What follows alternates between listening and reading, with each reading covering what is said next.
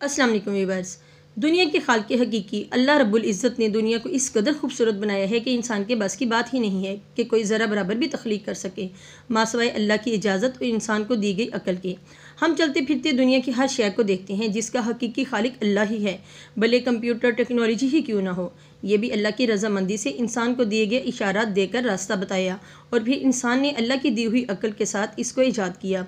आज की वीडियो में हम आपको ऐसे ही 7 अजूबों के बारे में बताने जा रहे हैं जिनको इंसान ने अल्लाह की दी हुई अकल के साथ कमाल बनाया है। लेकिन इनकी तरफ जाने से पहले अगर आप हमारे चैनल पर नए हैं तो प्लीज़ पहले हमारे चैनल को सब्सक्राइब करके बेल आइकन को प्रेस कर लें ताकि हमारी हर नई आने वाली वीडियो सबसे पहले आप तक पहुँचे। पहले नंबर पर है ताजमहल। शाहजहाँ के दौर तक मुग़लों की अजीम सल्तनत तकरीबन पूरे बरसगीर में फैल चुकी थी। मुग़ल सल्तनत के ख़जाने भरे हुए थे। मुमताज़ मुग़ल बादशाह की तीसरी और सबसे चहेती बीवी थी। ताजमहल दरअसल बादशाह की इस लाडली बीवी का मज़ार है जो इसने अपनी बीवी के मरने के बाद इसकी याद में बनवाया था। ताजमहल 1653 में मुमताज़ के बनने के बाद तामीर होना शुरू हुआ और 1653 में मुकम्मल हुआ। ताजमहल की तामीर में तकरीबन 3 करोड़ 20 लाख रुपए खर्च हो गए थे और सल्तनत तकरीबन कंगाल हो गई थी। जब शाहजहाँ के बेटे औरंगज़ेब ने बाप को तख्त से उतारकर खुद कब्जा किया तब शहनशाह को ऐसे कैद खाने में बंद किया जहाँ वो खिड़की से अपनी महबूब बीवी का मज़ार देख सकता था। ताजमहल की तामीर अहमद लाहौरी और इनके बेहतरीन कारीगरों ने की और महल की तमीर के बाद शाहजहाँ ने सब कारीगरों के हाथ कटवा दिए थे ताकि वो दोबारा इस जैसी इमारत ना बना सकें। और ताजमहल आज भी आगरा यानी इंडिया में अपनी पूरी आबोताब के साथ खड़ा है। पूरी दुनिया से लोग मोहब्बत की इस यादगार अलामत को देखने के लिए इंडिया का रुख करते हैं। दूसरे नंबर पर है पिसा का टेढ़ा मीनार। पिसा का मीनार इटली के सूबे पिसा में वाक़या है। ये मीनार अपनी तामीर के वक्त ही झुकना शुरू हो गया था। 185 फुट ऊंचे मीनार की 296 सीढ़ियाँ हैं। इस मीनार का संगे बुनियाद 14 अगस्त 1173 को एक जंग में कामयाबी के बाद रखा गया। इस मरहले में सिर्फ इसकी बुनियाद और पहली मंजिल तामीर की गई। दूसरी बार 1178 में इसकी तामीर का काम दोबारा शुरू हुआ और 2 और मंजिलों का इजाफा किया गया क्योंकि मीनार के नीचे मिट्टी ने बैठना शुरू कर दिया था। तीसरी मंजिल पर आर्जी तौर पर एक बहुत बड़ा कलाक लटका दिया गया। सन 1272 में इसकी तामीर का काम दोबारा शुरू हुआ।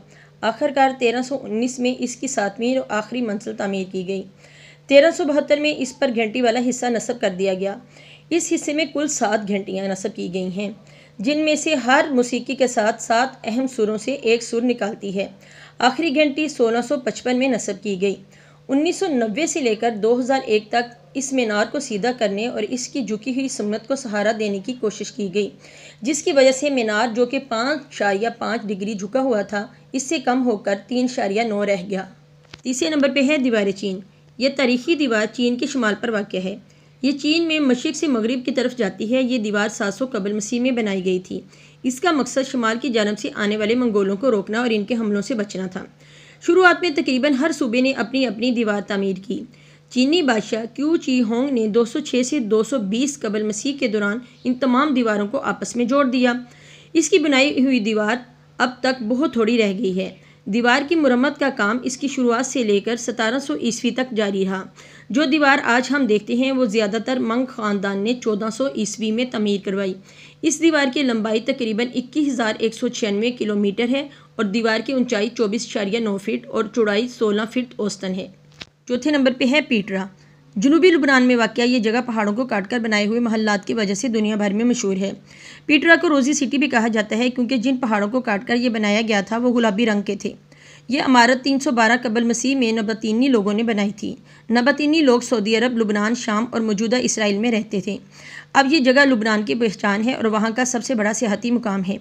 ये जगह काफ़ी अरसे तक लोगों की निगाहों से ओझल रही मगर 1812 में एक स्विस माहिर आसार कदीमा जोहन ने इसे दरियाफ्त किया। 5वें नंबर पे है कोलोशीम। कोलोशीम इटली के शहर रूम में वाक़या है। ये इमारत 70 ईस्वी में तमीर होना शुरू हुई और 80 ईस्वी में मुकम्मल हुई। ये मुकम्मल तौर पर कंक्रीट और पत्थरों से बनी हुई है। माहिरीन का अंदाज़ा है कि इसमें तकरीबन 50 से 80 हज़ार अफराद बैठ सकते हैं। यह इमारत इंसानों की वहशतनाक लड़ाइयों जैसे खेल तमाशों के लिए बनाई गई थी और अब 21वीं सदी में भी ये तबाहकुन हालत में मौजूद है। कोलोशीम अजीम रूम की पहचान थी। अब ये रूम का सबसे बड़ा और सियाहती मरकज़ बन गई है। 610 फुट लंबी 515 फुट चौड़ी कोलोशीम इमारत तकरीबन 6 एकड़ पर मुहित है। इसकी बैरूनी दीवार 157 फुट ऊंची है। छठे नंबर पे है चीचन इत्ज़ा। ये कदीम शहर 600 ईस्वी में मेक्सिको के सूबे यकातान में माया लोगों ने बसाया था। यहाँ पर बेशुमार इमारतें अपनी असली हालत में मौजूद हैं, मगर कई इमारतें ज़लज़लों की वजह से तबाह हो चुकी हैं।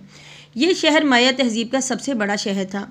चिचन इत्ज़ा नाम दरअसल माया ज़ुबान का नाम है, जिसके मानी है अत्ज़ा कुएँ के मुँह पर। माया ज़ुबान में अत्ज़ा पानी के जादूगर को कहते हैं। यह शहर माया तहज़ीब का मुआशी घर भी था। यहाँ मंडियाँ, बाज़ार और बड़ी बड़ी इमारत मौजूद थीं। हर साल तकरीबन 15 लाख लोग इसे देखने के लिए मेक्सिको की तरफ आते हैं। सातवें और आखिरी नंबर पे है माचू पिच्चू। इसे उर्फ़ आम में अनका का गुमशुदा शहर भी कहा जाता है।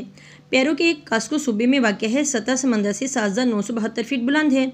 ये शहर अनका राजा ने 1478 से 1472 के दरमियान बसाया। ये अनका तहज़ीब का घर था, पर बदकिस्मती से जब स्पेन के लोगों ने यहाँ के मुकामी बाशिंदों के ख़िलाफ़ जंग शुरू की तो इनको ये शहर 1 सदी के बाद ही छोड़ना पड़ा, और फिर तकरीबन 5 सदियाँ ये शहर तारीख़ के औराक में गुम रहा। आखिरकार 1911 में जब अमेरिकन तारीख़दान हरम बेंगम ने इसे दरियाफ़्त किया तो फिर इस शहर को बैनुल-अक़वामी शोहरत मिली और माचू पिच्चू सियाहती दुनिया में मशहूर हुआ। क्योंकि शहर की अक्सर इमारत तबाह हो गई थी, इसलिए 1976 में फ़ैसला किया गया कि इस शहर को असल हालत में बहाल किया जाए, ताकि आने वाले सियाहों को इस शहर का वजूद समझ में आए। और खुदाई के दौरान यहाँ पे हज़ारों की तादाद में इंसानी खोपड़ियाँ सामने आईं, और माहिरीन का दावा है कि ये इन औरतों की खोपड़ियाँ हैं जो इनके लोगों ने अपने सूरज देवताओं की भेंट चढ़ा दी थी। जी तो व्यूअर्स, कैसा लगा आपको दुनिया में मौजूद इन 7 अजूबों के बारे में जानना? हमें अपने कमेंट्स में ज़रूर बताइएगा। अपना बहुत सा ख्याल रखिएगा। टिल दी नेक्स्ट वीडियो, अल्लाह हाफिज़।